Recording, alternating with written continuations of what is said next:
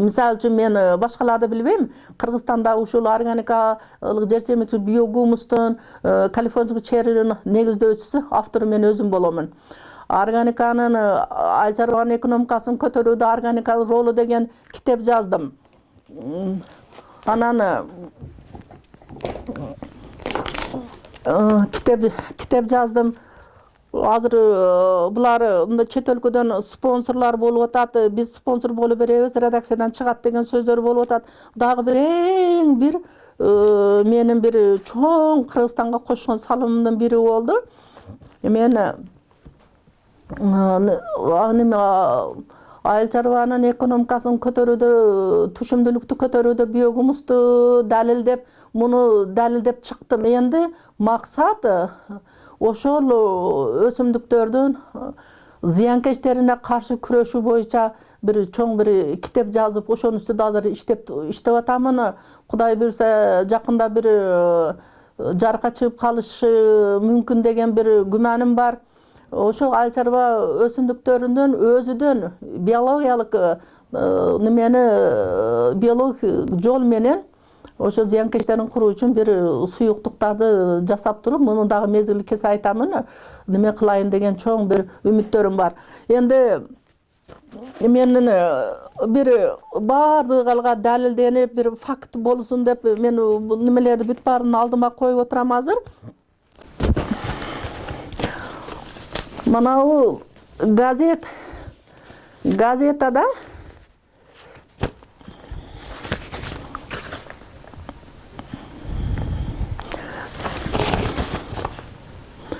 Ош жаңырыгы деген газета болгон да бизде. Ош жаңырыгы деген газетасы болгон. Ошол 84-85 жылдардагы неме да газета. Ушул газетада дагы ошол калифорнийский черви багып, ошонун түшкөн каражаттарды бүт майыптар үйгө, ас камсыз болгон үйлөргө берип неме кылгандарын бүт баары чагылтырылган. Ошол жылдардагы менин бизнес проекттеримден алынган газетадан бир үзүндү.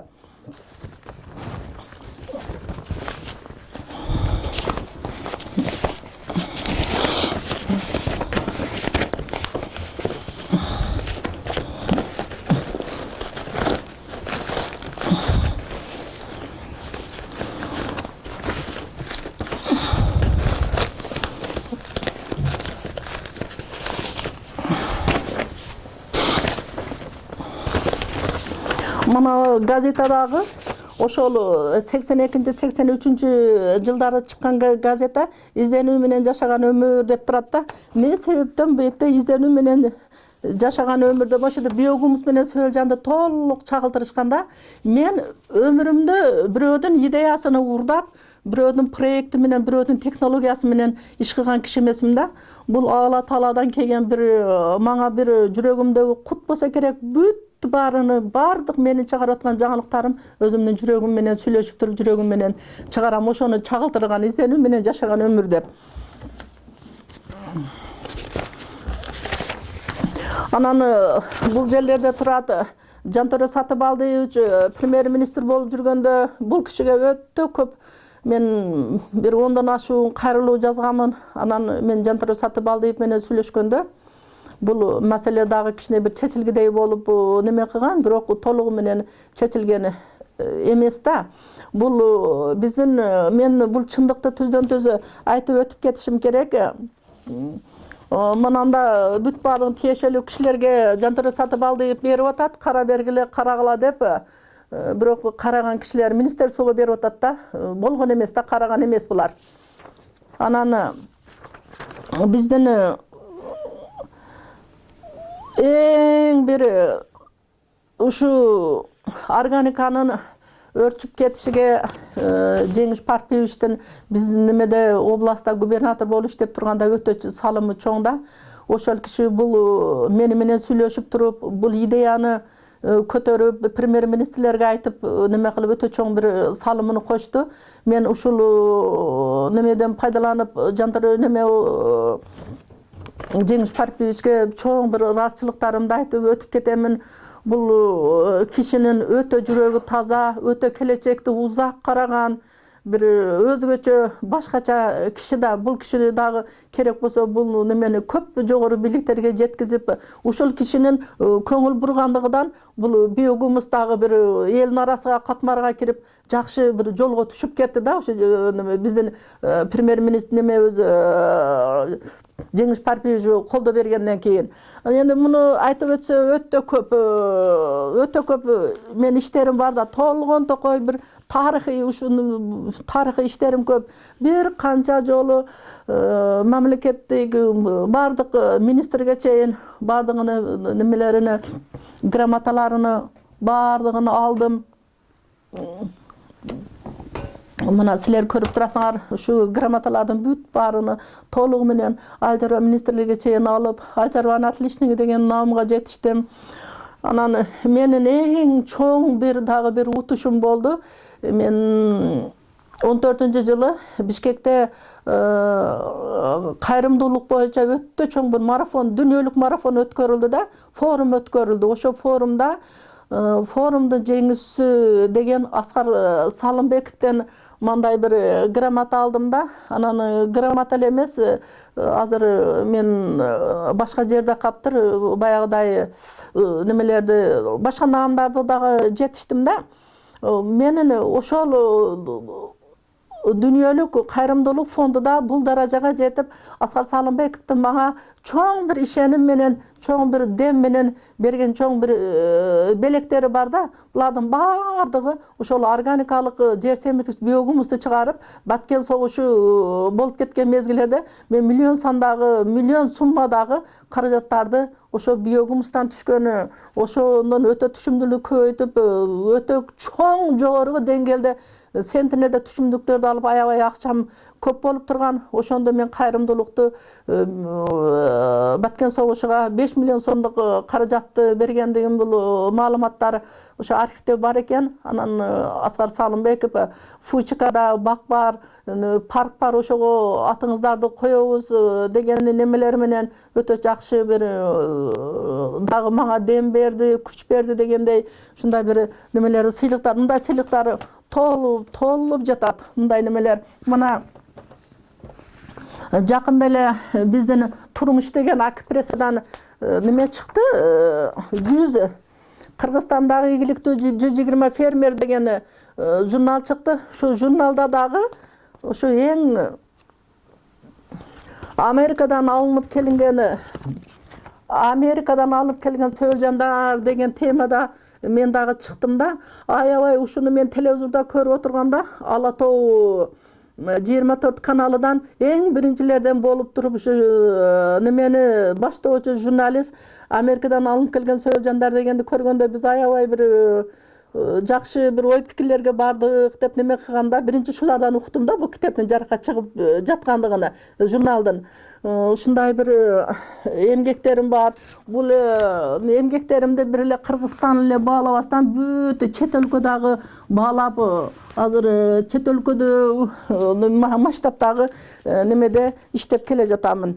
Мынау женщина Кыргызстана деп биздин Замира Атбагышеванын bir 400'den ашык ишкерлерди чыгарды ушул китепте. Ушулардын катарында дагы мен ошол баягы силерге айтып өтүп кеткен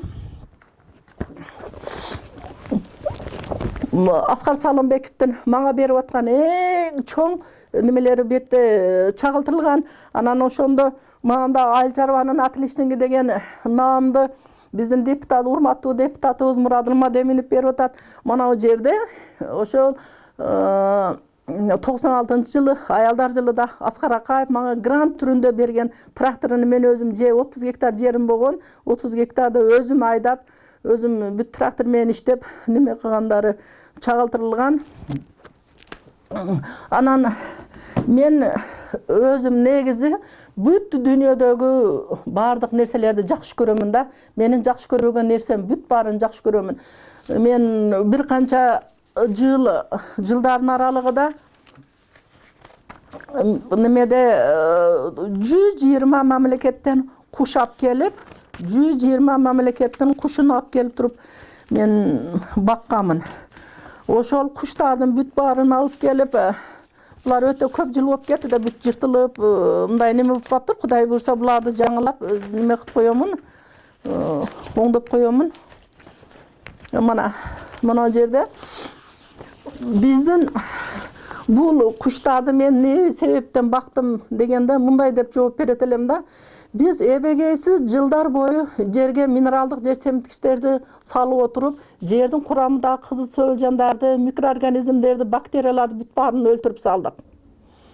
Азыр жер ооруп атат, өтө жер катуу ооруп жатат. Экинчиден, ошол өсүмдүктөрдүн зыянкечтерини жеп жүргөн куштарды, тоңкулдактарды, башка өтө өсүмдүктөрдүн зыянкечтерин терип жүргөн арыларды, өсүмдүктөрдүн азыр немеде арылар учпай калды. Ары жок, ошолорду химикаттарды бере берип, сөөлжандар немелер арылардын баардыгы өлүп, башка мамлекетке учуп кетип дегендей жок болуп калды. Өсүмдүктөрдүн кескин түшүмдүүлүктөрүнүн азайып кетишиге дагы ушул фактор себеп болуп атат да. Себеби арылар мурунку Советтер Союзу мезгилде вызылдап жык арылар учуп жүрчү эди да.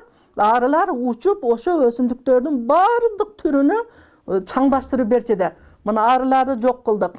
Чаңдаштырып бере турган эчтеке калган жок азыр. Ошондуктан да түшүм азайып кетти да. Арылар биринчи өсүмдүктөн экинчи өсүмдүккө өтүп, өзүнүн буттарына, канаттарга, тумшуктарга аталык энеликтерди алып барып туруп чаңдаштырчу да. Ошолор жок болуп кетти. Ошо баягы өсүмдүктөрдүн кабыгынын ичиндеги тоңкул немелерди, курттарды терип жеткен тоңкулдактар жок болуп кетти.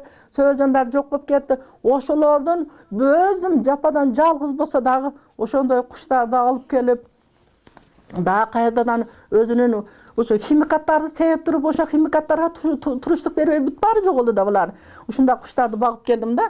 Багып, ошо канча доллардагы миңдеген суммада доллардагы куштарды ошо Кадамжай районунун Халмион Нойгардан деген базар болчу да, ошол жерде багып отуруп, бүт баарыны мен өзүмдүн кызыкчылыгы үчүн эч качан иштеген киши эмесмин да. Элдин кызыкчылыгы үчүн, улуттун кызыкчылыгы, мамлекеттин кызыкчылыгы үчүн иштеймин.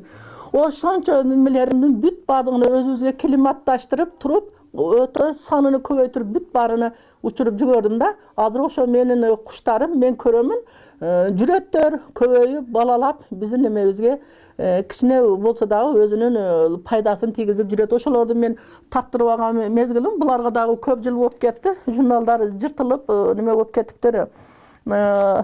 Бул жерде Австралиядан, Англиядан ушу көп немелерди куштарды алып келип туруп, ошолорду баардыгын ушул немеге Кыргызстанга климатташтырып, неме кылгандан бир көрүнүш болуп турат. Эndi бул жерде Endi bu yerde bir gazeta çıkıp atады. Bekar 40'tan жазылган биогумусту 100 сомдон сатат деп чыгып атат да. Мына 100 сомдон биз муну сатып атабыз. Өтө арзан баада.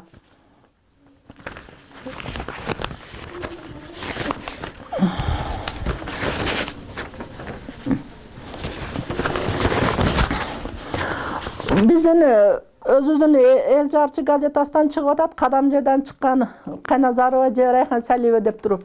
Өтө укмуш жогорку деңгээлде биогумустарды чыгарып неме кылганда, ушуну неме кылып туруп, менин иш технологияларымды элге жайылтыш үчүн өзүбүздүн эл жарчы газетасынан чыгып турат. Endi бул жерде айтып отурса, endi мен жумуштарым Кыргызстанда көп, өтө көп. Endi могу жерде Алма деген газета чыкты. Жакында ошо жогору кеңешке барганда, ушул жылдын ушу февраль айларында барганда, Алма деген журналда ушу менин дагы таштандыны жер семиртичке айландырып миллионер болууга болот деген темамды чагылтырып ошо бүт депутаттарга ушу журналдын ээси таратып берди. Бул дагы өтө чоң менин ошондой бийик трибунада, ыйык креслодо менин эмгегимди баалаганыга ушу журналдын ээсине чоң ыраазычылыгымды билдирем. Мундайларды айтып отурса толтура мен канча сүйлөсөм убакыт кетет. Endi men bu yerде не себептен бекер кыктан жасалган биогумузду 10 сомдон сатса болот, жаман болбойт деп бетте бир журналист жазып отурат да.